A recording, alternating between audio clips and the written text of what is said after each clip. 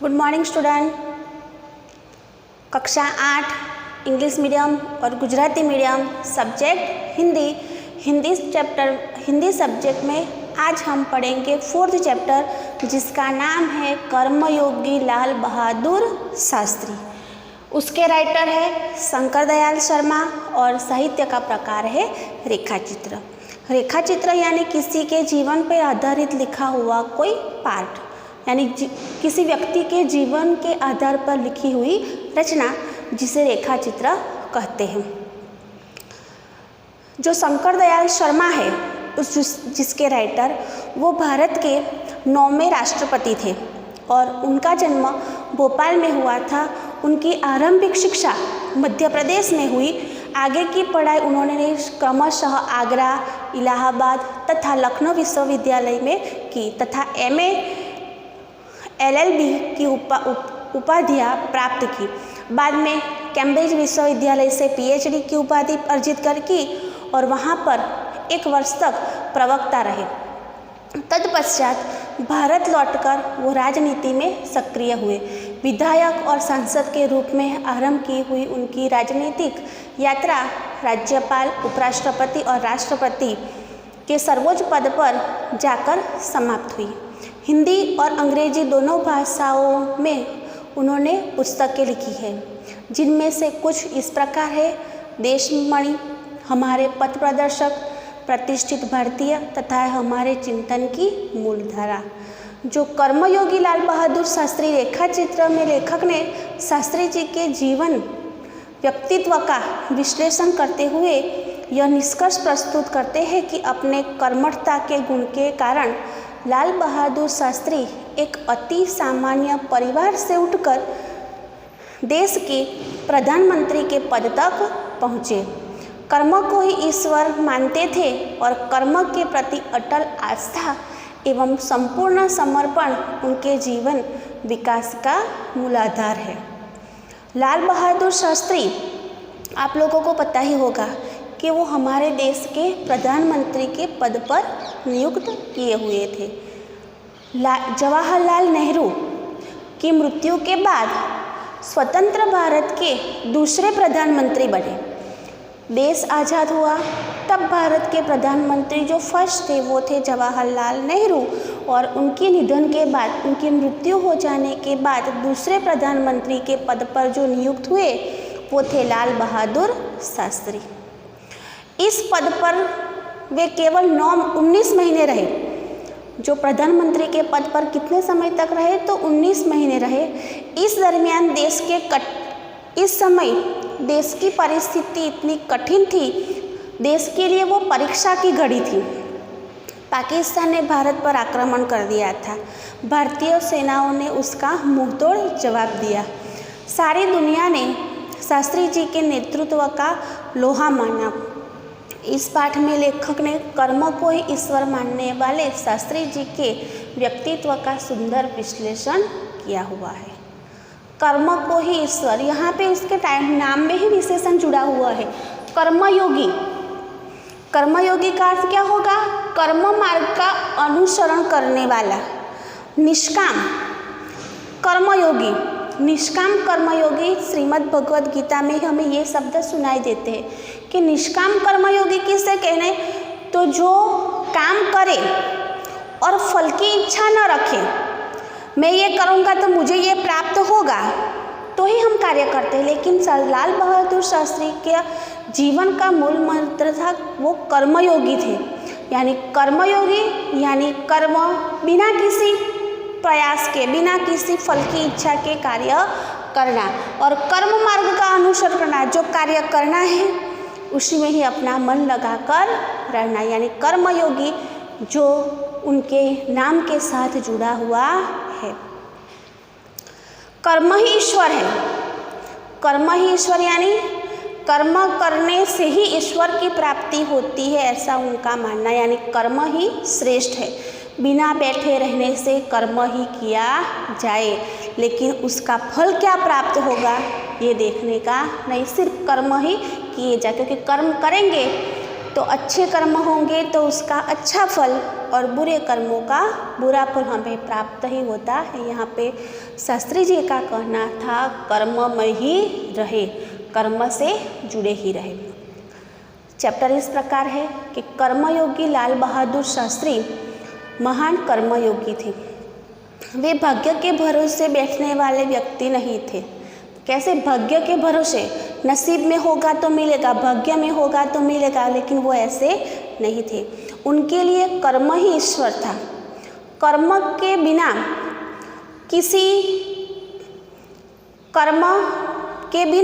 कर्म के प्रति बिना किसी फल की आशा किए वे पूरी तरह समर्पित थे। उनमें गीता के निष्काम कर्मयोगी के लक्षण देखे जा सकते हैं। श्रीमद् भगवत गीता यानी गीता और उनका तीसरा अध्याय है कर्मयोग, तो उसका ये कर्ममय जीवन जो था वही उनका कर्ममय ही जीवन रहा। उनके जीवन की मुख्य 3 बातें हैं। शास्त्री जी के चरित्र और जीवन दर्शन में 3 बातें मुख्य है। पहली है अपने उद्देश्य के प्रति दृढ़ आस्था, दूसरा है उस उद्देश्य को पाने के लिए कर्म योग का अनुसरण, और तीसरा है कर्म के प्रति पूर्ण समर्पण। शास्त्री जी मानते थे कि जीवन में किसी न किसी क्षेत्र में सफल होने के लिए समर्पित भाव से कर्म करना जरूरी है। कर्म के प्रति मन में भक्ति होनी चाहिए। भक्ति यानी भाव, मन में भाव हो तो ही हम अच्छे से कर्म कर सकते हैं। शास्त्री जी की विशेषता क्या थी? तो शास्त्री जी जो कुछ कहते थे वही करते थे, और जो कुछ भी करते थे वह राष्ट्र के लाभ के लिए ही करते थे। वे विशिष्ट होकर भी जीवन भर सामान्य बने रहे। विनम्रता, सादगी और सरलता उनके व्यक्तित्व में घुल मिल गई थी। वे जीवन भर महात्मा गांधी तथा भगवान दास के आदर्शों पर चलते रहे। विनम्र ही पृथ्वी के वारिस होंगे, बाइबिल की यह उक्ति उन पर भी बिल्कुल सही बैठती है। वे स्वयं को भी कभी शासक न मानकर हमेशा जनता का सेवक ही मानते थे। ये थे उनके व्यक्तित्व की विशेषताएं। चैप्टर देखेंगे हम, तो शास्त्री जी के नाम के साथ कर्मयोगी विशेषण जोड़ना बिल्कुल ही उपयुक्त है, क्योंकि मुझे तो उनका सारा जीवन ही कर्म से भरा हुआ मालूम पड़ता है। शास्त्री जी सामान्य परिवार से ऊपर उठकर देश के प्रधानमंत्री के जिस महत्वपूर्ण पद तक पहुँचे, उनका रहस्य कर्मयोगी होने में ही छुपा हुआ है। कर्मयोगी भेद यानी रहस्य, वो जो रहस्य है उनमें ही छुपा हुआ है। वे उन लोगों में नहीं थे जो भाग्य के भरोसा करके बैठे रहते और अचानक कभी सफलता मिल जाती, बल्कि वे उन लोगों में से थे जिनको अपनी हथेली की लकीरों के बजाय अपने चिंतन और कर्म की शक्ति पर अधिक भरोसा होता है, और वे क्रमशः अपने जीवन का रास्ता बनाते हुए आगे बढ़ते हैं। चिंतन यानी मनन, सोचना। वो ऐसे व्यक्ति नहीं थे कि जो भाग्य के भरोसे बैठे रहने और अचानक सफलता मिल जाए, लेकिन वो ऐसे व्यक्ति थे कि जो अपने जीवन मार्ग में कर्म के द्वारा उसे सिद्ध करते थे, मनन करते थे, सोचते थे और अपने आप जीवन का रास्ता आगे बढ़ाते थे। शास्त्री जी के लिए कर्म ही ईश्वर था और इसके प्रति बिना किसी फल की आशा किए संपूर्ण भाव से समर्पित रहते थे। यहाँ तक कि जब भी उन्हें फल की प्राप्ति के अवसर मिले, तब भी उन्होंने उस और हमेशा उपेक्षित दृष्टि से ही देखा। उपेक्षित यानी उदासीन, समर्पित यानी न्योछावर।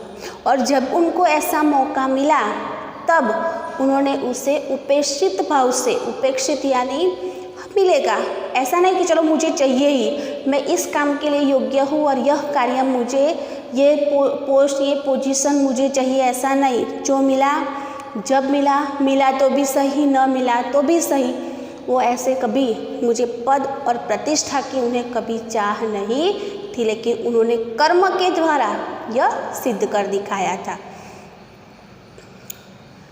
उनका जीवन दर्शन गीता के निष्काम कर्मयोगी का प्रतिरूप था। प्रतिरूप यानी उदाहरण, जैसे गीता में बहुत से उदाहरण दिए गए हैं निष्काम कर्मयोगी के, तो लाल बहादुर शास्त्री का जीवन भी ऐसे ही निष्काम कर्मयोगी जैसे प्रतिरूप, उनके ही उदाहरण वो था। इसलिए मैं समझाता हूँ कि उन्हें केवल कर्मयोगी के बजाय निष्काम कर्मयोगी कहना कहीं अधिक उपयुक्त होगा। उपयुक्त यानी उचित। कर्मयोगी तो लिखा है यहाँ पे, लेकिन कैसा कर्मयोगी कहना है?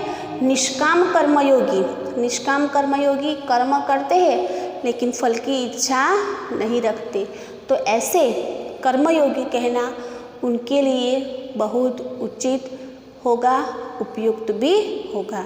तो शास्त्री जी जो थे वो कर्मयोगी थे, बिना किसी फल की आशा किए बिना वो कार्य करते रहते थे। वो एक साधारण से परिवार में थे, हमने कहा ना, वो एक साधारण परिवार में जन्मे। उन्होंने जय जवान जय किसान का नारा दिया था। जब जवाहरलाल नेहरू की मृत्यु हो गई और उनको प्रधानमंत्री के पद पर नियुक्त किया गया, तब देश में दो ही स्थिति बहुत ही खराब थी। पाकिस्तान ने आक्रमण किया था हमारे देश पर, लेकिन तब भी लाल बहादुर जी की सूझबूझ के कारण हम अच्छे से पाकिस्तान को हमारे जवानों ने मुंहतोड़ जवाब दिया, उनमें हमें सफलता मिली। और तभी लाल बहादुर शास्त्री ने हमें नारा दिया था, जय जवान जय किसान, यानी किसान भी और जवान भी यही दो व्यक्ति है जो देश को आगे ले जा सकते हैं। अभी जो है निष्काम कर्मयोगी, तो उनके साथ ये विशेषण लगाना अच्छे से उपयुक्त भी होगा और उचित भी होगा।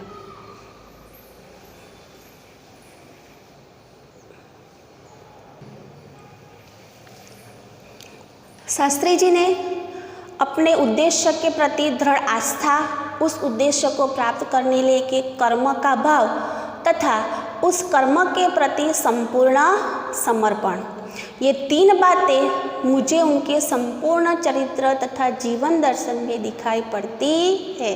मैंने आपको पहले भी कहा था कि उनके जीवन की तीन मूलाधार विशेषताएं हैं। कौन सी?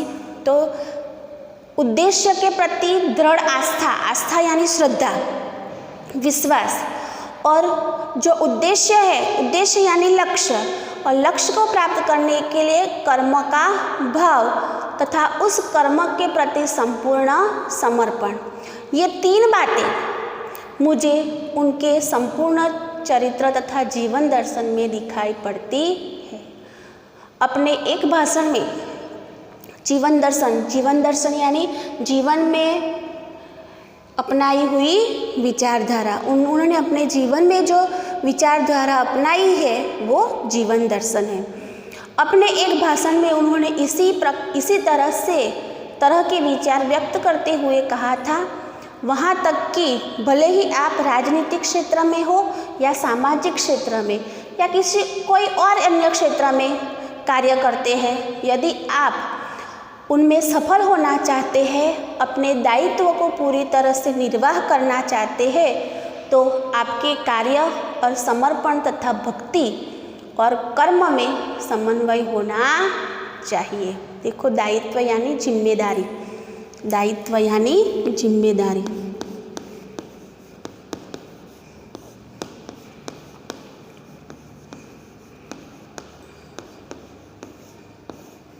दायित्व यानी जिम्मेदारी, यानी आपने कोई रास्ता चुना हो, वो सामाजिक क्षेत्र का हो, कोई राजनीतिक क्षेत्र हो या कोई अन्य क्षेत्र में कार्य करते हो, यदि जहीं पे भी हम कार्य करते हैं अगर वहीं पे हमें सफलता प्राप्त करनी है, तो हमें हमारी जो जिम्मेदारी है, जो हमारा दायित्व हमें दिया गया है, उनको अच्छे से निर्वाह करना चाहिए। और कार्य, समर्पण, भक्ति और कर्म में किन में समर्पण होना चाहिए? तो कार्य, समर्पण कार्य और समर्पण भक्ति और कर्म में होना चाहिए। यानी कर्म जो है वो उसे हम भक्तिमय बनाएंगे तभी हम अच्छे से अपनी जिम्मेदारी पूर्ण कर सकते हैं। मैं शास्त्री जी की सफलता का रहस्य उनमें इसी महत्वपूर्ण चिंतन में मानता हूँ। साथ ही यह भी मानता हूँ कि किसी भी व्यक्ति, समाज और देश के विकास का रहस्य इसी भक्ति और कर्म में, सिद्धांत में निहित यानी उसके भीतर समाया हुआ, उसके भीतर रहा हुआ। शास्त्री जी को जो सफलता प्राप्त हुई है उसका महत्वपूर्ण चिंतन जो लेखक, राइटर जो करते हैं तो वो यही मानते हैं कि व्यक्ति, समाज और देश के विकास का रहस्य इसी भक्ति और कर्म के सिद्धांत में छिपा हुआ, निहित रहा हुआ है। शास्त्री जी का संपूर्ण जीवन श्रम, सेवा, सादगी और समर्पण का अनुपम उदाहरण है। अनुपम यानी बेजोड़ उदाहरण है। उनके ये गुण केवल उनके कार्यों और विचारों में ही अभिव्यक्त नहीं होते। अभिव्यक्त होना यानी प्रकट होना। उनका जो ये विचार है उनके कार्यों में ही प्रकट नहीं होते, बल्कि उनको देखने से ही इन सभी भावों का एहसास हो जाता है। एहसास यानी अनुभव। उनके अपने व्यक्तित्व में विचारों का अनोखा समन्वय था। वे जो कुछ कहते थे वही करते थे, जो कुछ भी करते थे वह एकमात्र राष्ट्र लाभ की भावना से प्रेरित होकर करते थे। मुझे लगता है कि यह उनके चरित्र की बहुत बड़ी विशेषता थी, जिनके कारण देशवासी उन पर इतना अधिक विश्वास करते थे और उन्हें चाहते भी थे। पंडित नेहरू की समृद्ध राजनीतिक विरासत को संभालना और उसे आगे ले जाने का काम कम कठिन नहीं था, लेकिन देश ने उस समय यह साफ साफ दिखा कि उसे संभालने की ताकत शास्त्री जी ने ही है और शास्त्री जी ने अपने निर्मल चरित्र और दृढ़ संकल्प शक्ति द्वारा देश की इस आकांक्षा को पूरा किया। अनुपम यानी बेजोड़, एहसास यानी अनुभव, विरासत। देखो यहाँ समृद्ध, पंडित नेहरू की समृद्ध राजनीति, विरासत यानी उत्तराधिकार। उनको जो मिला था, उनके बाद, नेहरू के बाद लाल बहादुर शास्त्री प्रधानमंत्री तक पर जो उन्होंने विरासत में उनको ये मिली, तो उन्होंने भी उसको अच्छे से आगे बढ़ाया और देश को भी पता उस समय चला कि संभालने की ताकत शास्त्री जी में ही है, क्योंकि उनका पूरा जीवन निर्मल यानी पवित्र, और उन्होंने जो संकल्प शक्ति की थी, उन्होंने जो निश्चय किया था और उन्हीं निश्चय शक्ति द्वारा देश की जो आकांक्षा थी वो देश की आकांक्षा को उन्होंने पूरा किया। तो शास्त्री जी का पूरा जीवन में वो कर्ममय था, जो कुछ कहते वही करते और जो देश हित के लिए है वो अवश्य ही वो करते। नेहरू की विरासत को भी उन्होंने आगे बढ़ाया।